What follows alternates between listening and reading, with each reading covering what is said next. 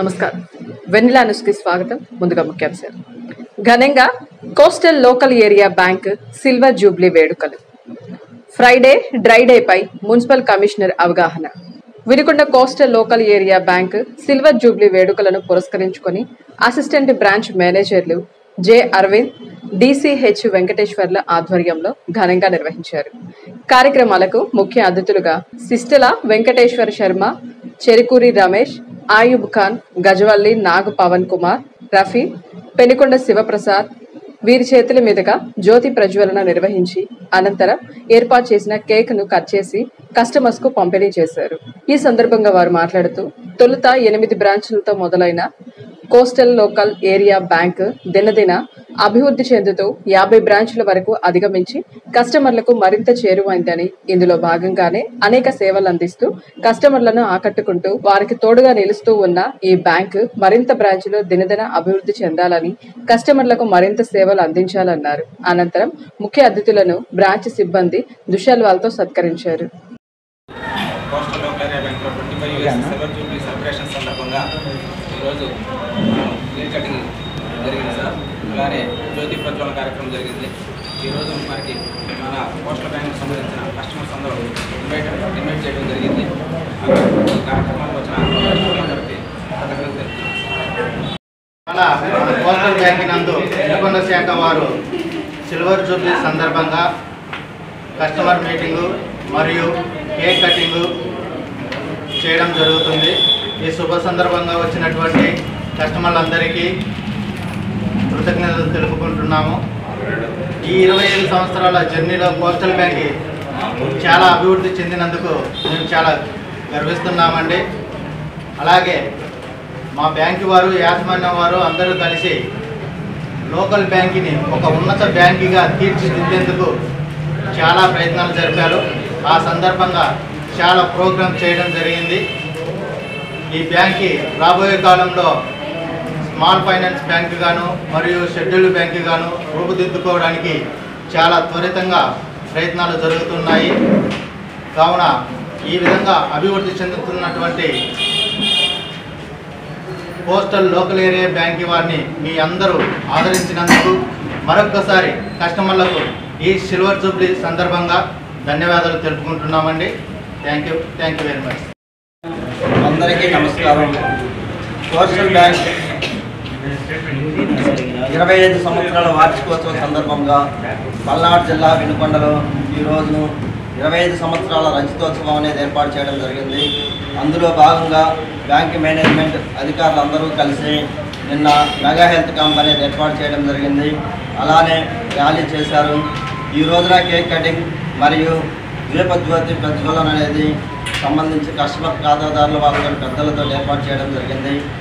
Coastal bank area అనేది 1990వ సంవత్సరం ఏర్పాటు చేసి 99వ సంవత్సరం ఏర్పాటు చేసి డిసెంబర్ 27వ తేదీన ఏర్పాటు చేయడం జరిగింది. ఇది ఏర్పాటు చేసినప్పుడు 8 బ్రాంచులతో ఏర్పాటు చేయడం జరిగింది. ఈ రోజున సుమారు 50 బ్రాంచులతోటి దినదిన ప్రవర్తమానంగా ఏరియాలలో కస్టమర్లకు ఖాతాదారులకు సేవలు అందిస్తూ ప్రధానంగా ఉండడం ఏర్పాటు ఉన్నది. ఈ సందర్భంగా కోస్టల్ బ్యాంక్ మేనేజ్మెంట్ వాళ్ళు ఖాతాదారులకు అతి తక్కువగా లోన్ సౌకర్యం కానీ, తర్వాత వ్యాపార సంస్థలకు సంబంధించినటువంటి లోన్ సౌకర్యాలు కానీ ఏర్పాటు చేస్తున్నారు. అలానే ఇక్కడ ఉన్నటువంటి లాకర్ సౌకర్యం కానీ, బ్యాంక్ అకౌంట్లు కానీ వచ్చినటువంటి వాళ్ళకి అతి తక్కువ సమయంలో ఇవ్వడం జరుగుతుంది. ఈ యొక్క సదవకాశాన్ని ఖాతాదారులు, కస్టమర్లందరూ కూడా కోస్టల్ బ్యాంక్ ఏరియా వాళ్ళకి సహకరించవలసిందిగా కోరుతున్నాం. ముందు రోజుల్లో కూడా కోస్టల్ బ్యాంక్ అనేది 50 బ్రాంచులతోటి కాకుండా 100 బ్రాంచులు, 150 బ్రాంచులు, 1000 బ్రాంచులతోటి అభివృద్ధి చెందాలని కోరుకుంటున్నాం. ఇటువంటి సేవా కార్యక్రమాలలో కూడా ముందు ఉన్నటువంటి కోస్టల్ బ్యాంక్ అభివృద్ధి కమిటీ వాళ్ళకి ప్లస్ యజమానానికి వీళ్ళందరికీ కూడా మన కస్టమర్ల తరఫున అభినందనలు, శుభాకాంక్షలు తెలియజేస్తారు. నిరుద్యోగ, ఉపాధ్యాయ, కార్మిక సమస్యలపై నిరంతరం పోరాడే అభ్యర్థి కెఎస్ లక్ష్మణరావుని గెలిపించుకోవడం మనందరి కర్తవ్యమని యూటీఎఫ్ పల్నాడు జిల్లా మాజీ అధ్యక్షులు ప్రేమ్ కుమార్ పిలుపునిచ్చారు. 2025 మార్చిలో జరిగే గ్రాడ్యుయేషన్ ఎమ్మెల్సీ ఎన్నికలలో కెఎస్ లక్ష్మణరావుని బలపరుస్తూ శావలపురం మండలంలోని నిరుద్యోగ ఉపాధ్యాయ కార్మిక మరియు వివిధ ప్రజా సంఘాల ఆధ్వర్యంలో సన్నాహ సమావేశం నిర్వహించారు. ఈ సమావేశానికి యూటీఎఫ్ సీనియర్ నాయకులు రామ్ కోటేశ్వరరావు అధ్యక్షత వహించగా సమావేశంలో రైతు సంఘం పల్నాడు జిల్లా కార్యదర్శి ఏ గోపాలరావు మాట్లాడుతూ పాలకుల విధానాలను ప్రశ్నించే గొంతుక మన కెఎస్ లక్ష్మణరావు అని, ఆయన గెలుపు ప్రజా గెలుపని ఆయన చెప్పారు. రెండోది ఏంటంటే అది కేవలం పీడీఎఫ్ ఎమ్మెల్సీలో మాత్రమే మనం చూడగలుగుతాం. సింప్లిసిటీ ఇవాళ వాళ్ళు ఉన్నారు చాలా మంది. ఎమ్మెల్సీగా శాసన మండలికి హాజరైతే కొంత అలవెన్స్ ఉంటుంది, విడిగా ప్రత్యేకమైన అలవెన్స్లు ఉంటాయి, జీతాలు అవన్నీ తీసుకొని తల కింద తిండేసుకొని నిద్రపోయే బ్యాచ్ చాలా ఉంది.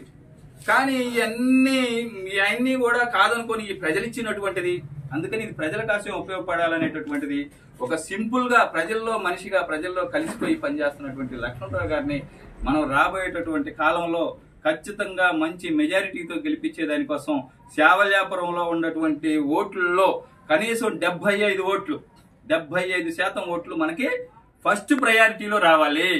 రాష్ట్ర ముఖ్యమంత్రి చంద్రబాబు నాయుడు గ్రామాల్లో బెల్ట్ షాపులు పెడితే వారి తాట తీస్తానని పదే చెబుతున్నా గ్రామాల్లో మంచినీటి కంటే బెల్ట్ షాపుల ద్వారా మద్యం ఏరులైపోతుందని వినుకొండ మండలం కొండకింద ఉప్పరిపాలెం గ్రామంలోని సిపిఐ నాయకులను కలుపుకొని పట్న ఎక్సైజ్ స్టేషన్ లో వినతి పత్రం అందజేశారు. ఈ సందర్భంగా సిపిఐ పార్టీ ఏరియా కార్యదర్శి బూదాల శ్రీనివాసరావు మాట్లాడుతూ ఒక పక్క రాష్ట్ర ముఖ్యమంత్రి వర్యులు నారా చంద్రబాబు నాయుడు గ్రామాల్లో బెల్ట్ షాపులు పెడితే వారు బెండు తీస్తామని, బెల్ట్ షాపుల జోలు అధికార పార్టీకి చెందిన వారు ఎవరెళ్లినా ఉపేక్షించేది లేదని పదే చెబుతున్నా కూడా గ్రామాల్లో మంచినీరు కంటే బ్రాందీ విస్కీలు ఏరులైపోతున్నాయని, దీని వలన చిన్న చితక కుటుంబాలు చిన్నాభిన్నమవుతున్నాయన్నారు.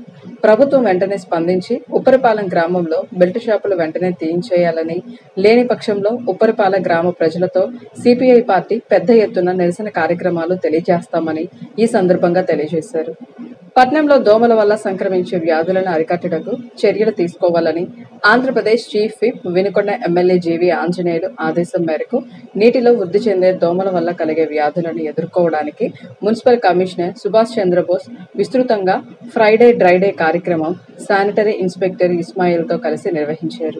ఈ సందర్భంగా పట్నంలోని పలు ఇళ్లల్లో ఆకస్మిక తనిఖీలు నిర్వహించారు.